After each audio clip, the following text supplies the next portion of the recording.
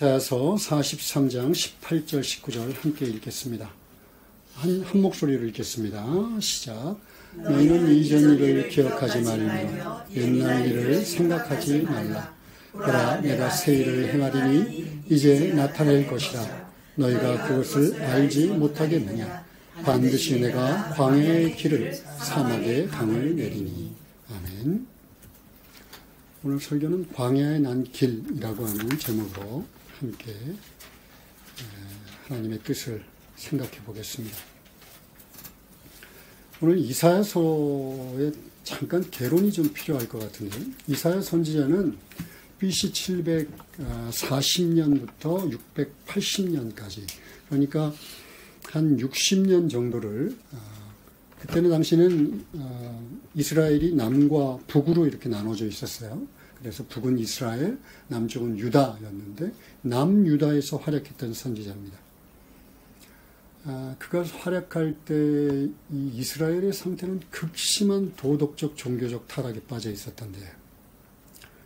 너무나 그것이 극심했기 때문에 하나님이 자신의 약속하신 그대로 그들에게서 얼굴을 돌리셨어요.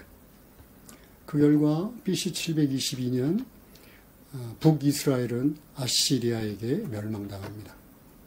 남유다도 아시리아가 2번이나 침공해서 수도인 예루살렘이 함락될 바로 앞에까지 가는 위기를 겪습니다. 그런 어려움 속에서 이사야는 남유다를 향해서 하나님의 책망과 경고의 말씀을 아주 준엄하게 예고했습니다. 그런데 그냥 한 귀로 듣고 한 귀로 흘려버렸어요. 그래서 너희들이 동방에서 일어나는 바벨론이라고 하는 나라에 결국은 멸망을 당할 거야. 그리고 포로로 끌려가게 될 거야. 포로로 끌려가서는 70년 만에 다시 회복할 거야 라는 멸망과 남은 자들의 구원에 대해서도 같이 예언을 합니다. 그런데 이사야서의 예언이 너무나 놀라운 것은 사실은 메시아에 대한 예언이에요. 여러 다양한 종류의 메시아 예언을 했는데 그 중에서 종으로 오신 메시아라고 하는 이 예언은 그 당시 율법학자들, 성경을 열심히 연구하고 하나님의 말씀을 열심히 연구했던 이스라엘의 율법학자들도 무슨 뜻인지 알지 못했어요. 분명히 메시아의 예언인데 마치 신비에 쌓인 것처럼 뜻을 이해하지 못했습니다. 그런데 예수님께서 이 땅에 오셔서 실제로 종으로서 메시아의 역할을 감당하심으로 분명하고도 확실하게 이 메시아의 예를 성취하셨습니다. 그렇다면 이사야서에서 마지막으로 하나 남은 예언이 있어요. 중요한 예언인데 그것은 바로 종말의 때에 하나님의 심판이 있을 거다라는 거예요. 그리고 남은 자만이 구원을 받을 것이라는 것입니다. 만약 예수님이 이 땅에 오셔서 이사야의 예언을 성취하셨고 우리가 그것을 믿고 있다면 우리는 이사야서에 예언되어 있는 종말의 때와 하나님의 심판과 그리고 남은 자만의 구원을 믿지 않으면 안 됩니다. 이러한 이사야서의 개요를 배경 지식으로 해서 본문을 계속 살펴보겠습니다. 18절에서 말하고 있는 이전 일, 또 옛날 일, 이거는 무엇을 얘기하냐면 오늘 우리가 이제 읽지는 않았지만 그 앞절을 보면 출애굽 사건을 얘기해요. 출애굽 중에서 특별히 이제 홍해를 건넜던 기적, 그 기적을 가리킵니다. 출애굽 사건은 이스라엘 백성들에게는 너무나 중요하고 정말 소중한 기억이에요. 이스라엘이라고 하는 나라가 출범할 수 있는 정말 중요한 시작점이기도 했고, 특별히 이 홍해를 마른 땅처럼 건넜던 기적은 단순하게 놀라운 기적을 경험했다, 여기에 그치는 게 아니라 이제 그 당시 최강 국가가 에집트였어요. 이집트의 최고로 무서운 부대가 전차 부대였어요. 그 전차 부대가 이제 정예병들과 함께 홍해를 건너가는 이스라엘을 따라 들어오다가 어떻게 돼요? 다 물에 빠져 죽어버려요. 그러니까 주변의 사람들이 어떻게 생각했어요? 이스라엘을 너무나 두려워했어요. 그러니까 대대로 민족적인 자존심, 민족적인 자부심으로 오랫동안 기억되었던 내용입니다. 그런데 그거를 지금 기억하지 마, 생각하지 마, 그렇게 얘기하고 있는 거예요. 자, 그러면 이유는 당연해요. 이건 이제 19절에 이어지죠. 내가 새 일을 행할 거야. 그러면 한번 생각해 볼까요? 이 새 일이 너무나 놀라워서, 야, 이전 것은 정말 기억도 하지 마. 옛날 일은 생각도 하지 마. 그런 의미로 이 구절을 해석하면 곤란합니다. 이 구절은 반어법적인 이야기를 하고 있는 거예요. 지금 무슨 얘기냐면, 야, 너희들 이전 일에 연연해 하지 마. 이전 일에 이렇게 붙잡혀서 거기 머물지 말라는 뜻이에요. 이전 일을 오히려 기억해. 또 깊이 생각해. 그래서 이전 사건에 머물지 말고 그 일을 행하신 분이 누군지를 떠올려라는 거예요. 그렇게 되면 그분이, 그 위대하고 놀라우신 분이 너희들을 사랑해서 너희를 택해서 그 놀라운 기적으로 너희를 출업시킨 것과 똑같이 너희들에게 새로운 일을 하실 거야 라는 말씀을 하고 있는 거예요.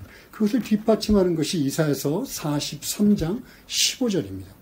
나는 여호와 너희의 거룩한 이요 이스라엘의 창조자요 너희의 왕이라. 그러면서 출애굽시킨 얘기를 하고 계시는 거예요.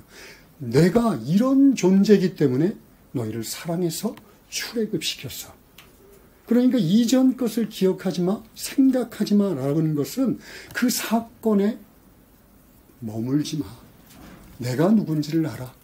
너희의 거룩한 이요 이스라엘의 창조자요 너희의 왕이야 라고 얘기하는 거죠. 그렇다면 새로운 일이라는 것은 도대체 뭘까요? 새로운 일. 새로운 일이 대단하니까, 하나님이 하실 새로운 일이 대단하니까 이전 것에 머물지 말라는 거잖아요. 이스라엘 역사에 있어서는 두 가지 중요한 사건이 있습니다. 이스라엘을 이스라엘답게 하는 사건이 있어요. 하나는 출애굽. 근데 지금 기억하지 말라는 거죠. 또 하나는 예언인데 어떤 예언이냐면 바벨론에서 포로로 잡혀갔다가 70년 만에 돌아올 것이라는 거예요. 근데 그 돌아오는 것이 너희들 꿈도 꾸지 못했다. 불가능할 거라고 여겼던 것. 광야에 갑자기 길이 나는 것처럼. 사막에 말도 안 되게 강물이 흐르는 것처럼. 너희는 불가능해 라고 여기고 있던 그 일이 어느 날 갑자기 이루어질 거야 라고 얘기하는 거예요. 그런데다가 이제 조금 번역이 좀 아쉬운데 보라 내가 새 일을 19절입니다. 보라 내가 새 일을 행하리니 이제 나타낼 것이라 라고 되어 있지만 사실 이 그 히브리어 짜마크는 싹이 나다 라는 뜻이에요. 그러니까 이미 순이 났어. 보라 내가 새 일을 행할 거야. 그런데 이미 싹이 났어. 싹에 머물고 있지만 누구나가 주위에서 집중해서 보면 일이 시작되고 있음을 알아라는 거예요. 저도 같지 않게 농사를 지어보니까 요만한 싹이 나도 여기 씨 뿌렸던 데서 열매가 맺겠구나라는 기대감을 해요. 그러니까 이제 싹이 났어. 야, 그런데 어떻게 너희들은 그걸 알지 못하니? 답답한 마음으로 지금 예언을 하고 있는 것입니다. 그래서 이 세일이라는 것은 1차적으로 바벨론의 포로에서 돌아오는 것이 1차적입니다. 바벨론에서 돌아오는 것을 얘기해요. 그런데 이 말을 이사야가 답답해하면서 예언했던 것처럼 이스라엘의 대부분의 백성들은 믿지 않았어요. 거기가 얼마나 큰 위로가 담겨 있는지 깨닫지도 못했어요. 그냥 그 상태로 멸망당해서 죽어버립니다. 바벨론에 끌려가서는 대성통곡을 하고 눈물로 지새웁니다. 소수의 사람들, 다니엘과 같은 소수의 사람들을 제외하고는 모두가 믿지 않습니다.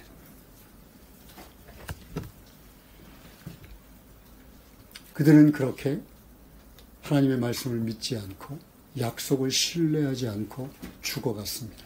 아니면 역사의 흐름 속에서 떠밀려서 그냥 그렇게 떠밀려가는 인생을 살았습니다. 그런데 소수의 믿음대로 어떻게 됐어요? 그 당시 최강의 국가였어요. 전성기를 누리던 바빌론이 갑자기 등장한 신흥국가 페르시아에게 너무나도 역사에 기록된 내용입니다. 너무나도 갑자기 멸망당해요. 그리고 페르시아에게 등극한 고레스 왕이 그들을 포로들을 귀환시키는데 그게 70년 만입니다. 마치 광야에 길이 나는 것처럼 사막에 강이 흐르는 것처럼 불가능하다고 여겼던 사건이 그대로 드러났습니다. 제가 오늘 본문에서 이렇게 인류의 역사 속에 하나님의 역사하심, 하나님의 일하심, 그 전능하심, 위대하심을 막 강조하는 이유는 뭘까요? 이스라엘의 역사가 우리랑 관련이 있기 때문에 그렇겠죠. 우리 한 사람 한 사람의 개인의 개인의 역사에서도 하나님은 동일하게 당신의 약속을 주시고 그 약속을 성취하신다는 것을 말하기 위함입니다. 하나님은 천하보다 한 영혼을 귀하게 여기신다 이렇게 이야기합니다. 우리에게 당신의 약속을 반드시 이루실 거예요. 혹시 여러분 지금 광야 같은 삶을 살고 있습니까?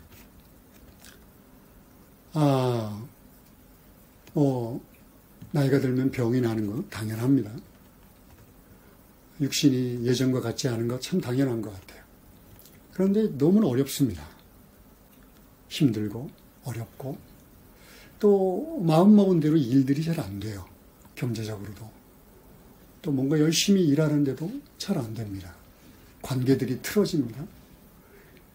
사람들은 자기 생각만 하니까 오히려 남의 고난을 갖고 손가락질을 하기도 하고 위해주는 척 하면서도 칼로 찌르는 것 같이 등에다 비수를 꽂기도 합니다. 영적인 메마름도 인생을 살면서 겪지 않을 수 없어요.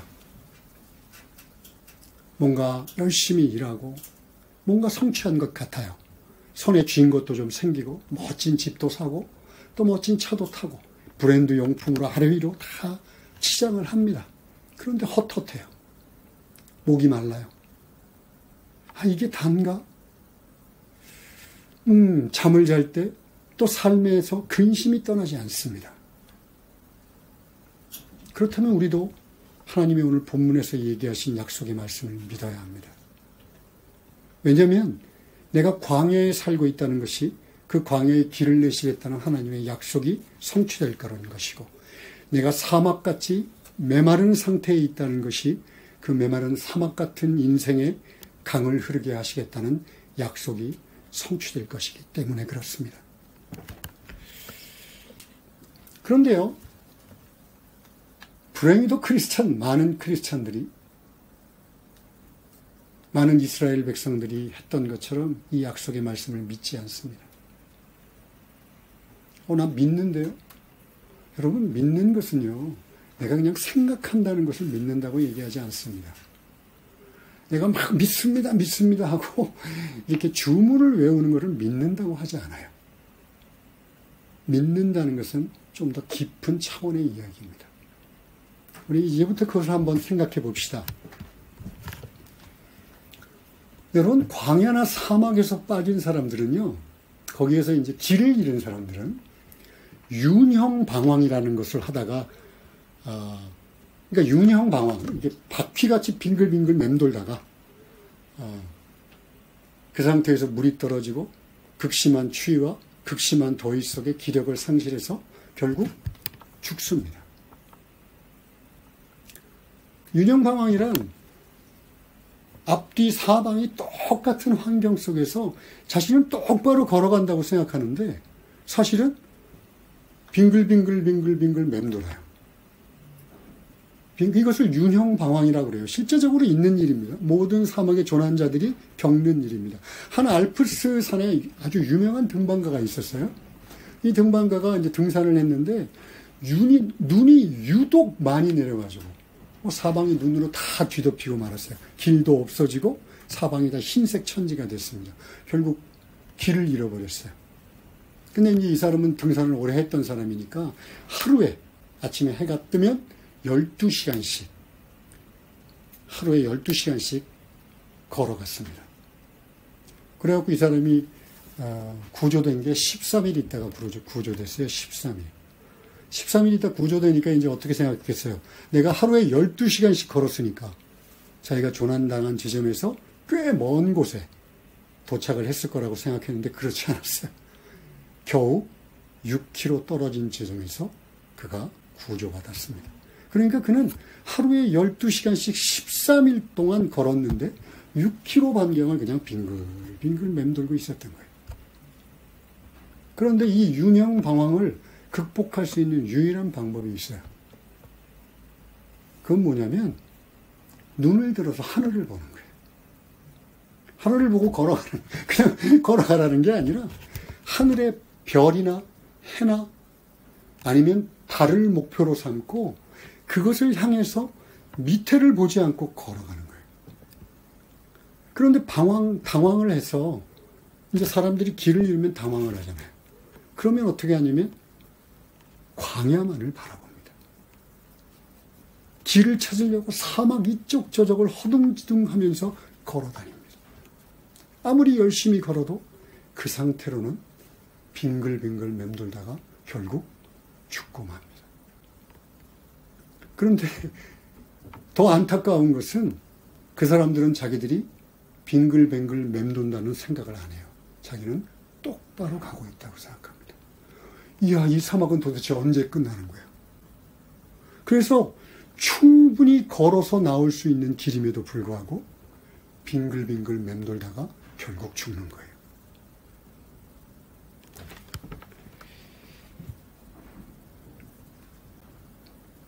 우리가 우리 인생 속에서 오늘 본문에서 하나님이 약속하신 광야의 길, 사막의 강을 낸다고 하는 약속을 경험하는 것도 이와 아주 유사합니다. 여러분들 눈을 들어서 하늘을 바라봐야 해요. 여러분들의 인생을 계속 보고 있어 갖고는 답이 없습니다. 나의 고난이나 어려움에 눈을 고정하고 막 전전긍긍하면서 그거 생각만 하고 아침에 눈을 떠서 밤에 잠잘 때까지 심지어 자신의 괴로움을 깊이 묵상하는 한 여러분들이 그 고난에서 벗어나 하나님의 약속의 말씀을 경험할 수 있을 가능성은 거의 없다고 봐야 합니다.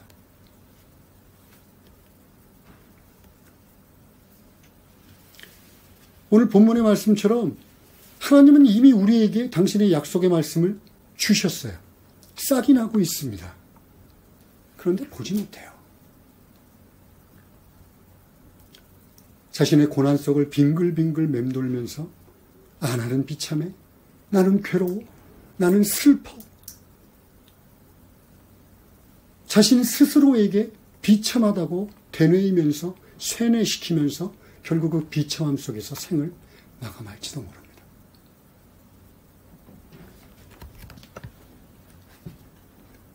사막을 헤매는 것 같은 인생도 마찬가지예요.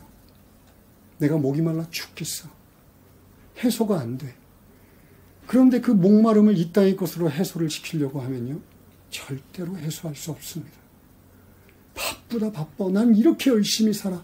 그러면서 요한일서 4장에 나오는 것처럼 이생의 자랑, 안목의 정욕, 육신의 정욕 같은 자신의 욕망을 채우고자 아둥바둥 사는 한 인생의 목마름은 절대 해소되지 않습니다. 그 상태로 헤매다가 덧없고 허무한 인생을 멸망으로 끝낼 뿐입니다.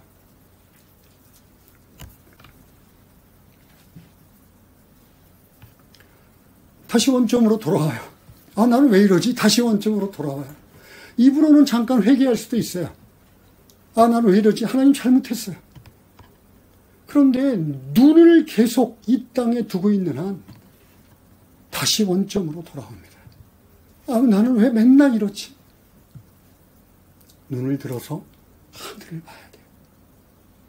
자, 그렇다면 구체적으로 눈을 들어 하늘을 본다는 것은 뭘까요? 광야 같은 인생, 사막 같은 인생 속에서 눈을 들어 하늘을 본다. 이것은 두 가지로 나누어 생각해야 합니다. 하나는 하늘을 본다는 것은 우리의 목표 지점이 해와 달과 별같이 우리들의 목표 지점이 무엇인가를 보는 거예요. 말씀입니다. 말씀.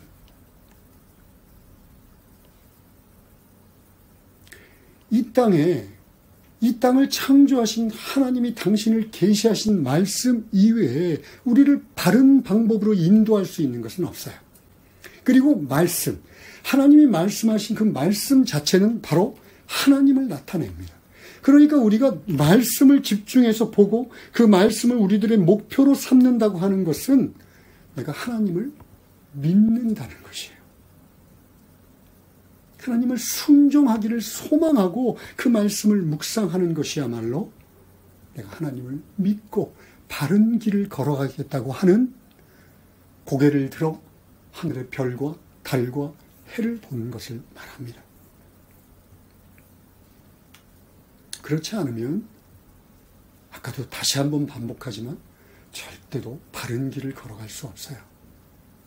자, 두 번째, 아까 두 가지로 나눈다고 그랬는데, 자, 그렇다면 고개를 드는 행위는 뭘까요? 내가 어떻게 하면 이 땅의 것들에 눈을 뺏기지 않고 나는 고개를 들 수 있을까요? 내 의지로 되는 것이 아닙니다, 여러분. 어떻게 하면 내가 고개를 들 수 있을까요? 많은 사람들은 쉽게 말씀을 연구하고 배우고 공부하는 것이라 착각하기 쉽지만 기도입니다. 기도는 근본적으로 간구예요. 내가 바라고 소망하는 것이 기도에는 반드시 필요합니다. 그러니까 주님, 내가 이 고난에서 벗어나게 해주십시오. 이 어려움을 해결해 주십시오. 인생의 목마름을 해소시켜 주십시오라고 간구하는 것도 중요합니다. 그러나 그것만 해서는 오히려 더 스스로에게 나는 얼마나 비참한 존재인지를 각인시키는 결과를 초래할 수도 있습니다. 그러니 어떻게 기도해야 하냐면, 하나님, 내가 하나님을 만나게 해주세요.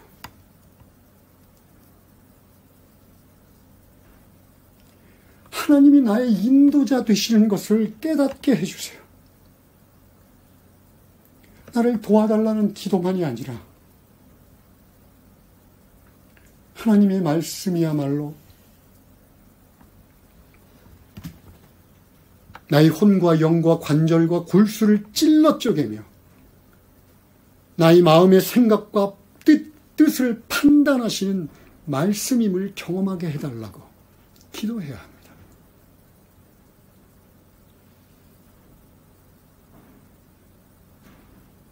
그냥 누워서 나는 힘들고 어려우니까 대충 그냥 한두 시간, 하루 1, 2분 쓱 지나가는 것 말로 기도하는 게 아니라 일어나서 무릎 꿇고 땀을 흘리며 시간을 내서 부르짖고 외치고 기도해야 합니다. 여러분, 이 세상은요 그렇게 만만하지 않습니다. 사망으로 가득한 사탄의 세력들은 그렇게 만만하지 않습니다. 여러분들 가만히 있으면 눈을 들어서 하나님을 볼 수 있을 것 같습니까? 절대 불가능합니다. 시간과 땀을 흘리며 하나님께 부르짖어야 합니다. 교회에 나와서 함께 소리 높여 기도하고 찬양하고 외쳐야 합니다. 하나님, 나를 만나 주십시오. 나로 하나님의 사람임을 확신하게 해 주십시오. 여러분, 이런 기도가 없으면요 인생은요 헤매게 돼 있어요. 나의 얘기가 아니라 성경의 말씀이며 오고 가는 수많은 시대의 크리스찬의 위대한 영웅들이 했던 말입니다. 그런데 우리는 별난가요? 우리는 대단합니까? 그것 없이 살 수 있을까요? 절대로 불가능해요.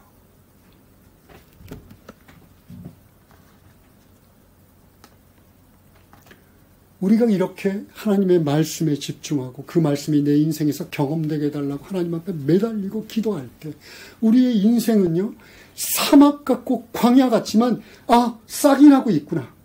어설픈 농사가 그 싹을 보고 결실을 기대하는 것처럼 나의 삶에도 하나님이 이루신 일들이 이루어지겠구나 확신하며 다시 일어서서 걸어갈 수 있는 거예요.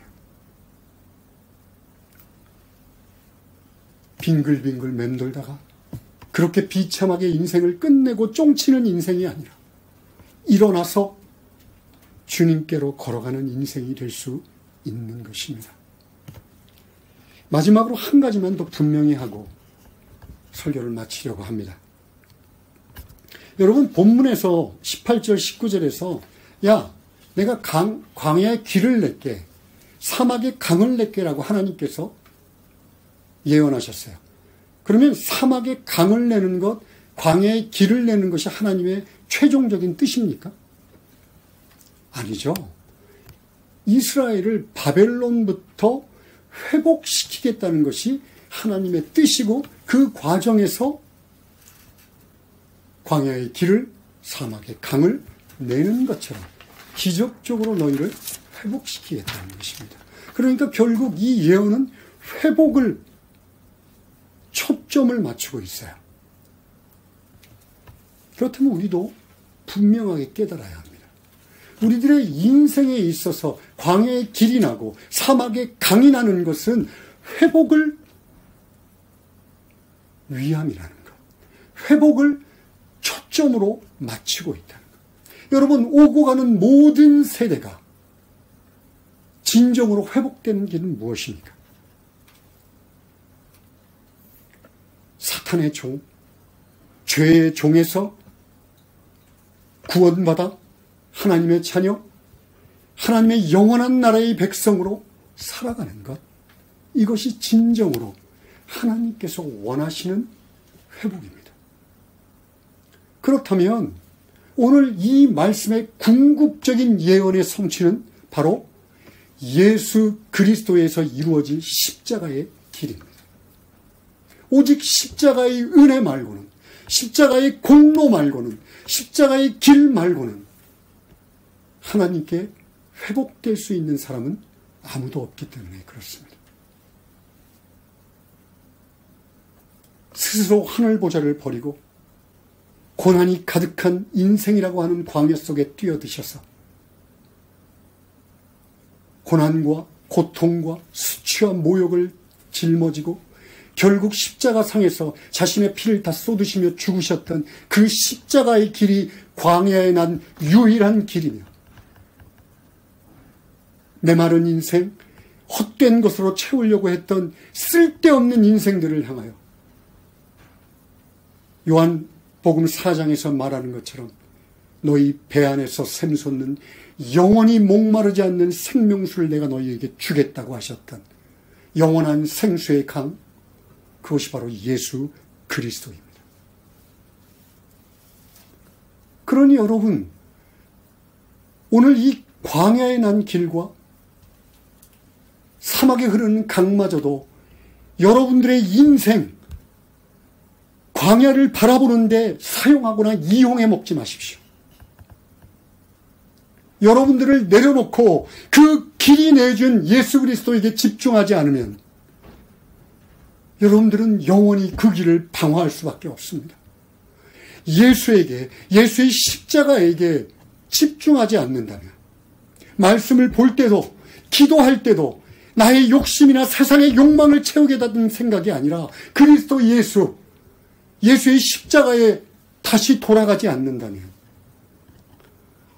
여러분들 예수 믿은 것은요, 아무런 의미가 없습니다. 아무런 의미가 없어요.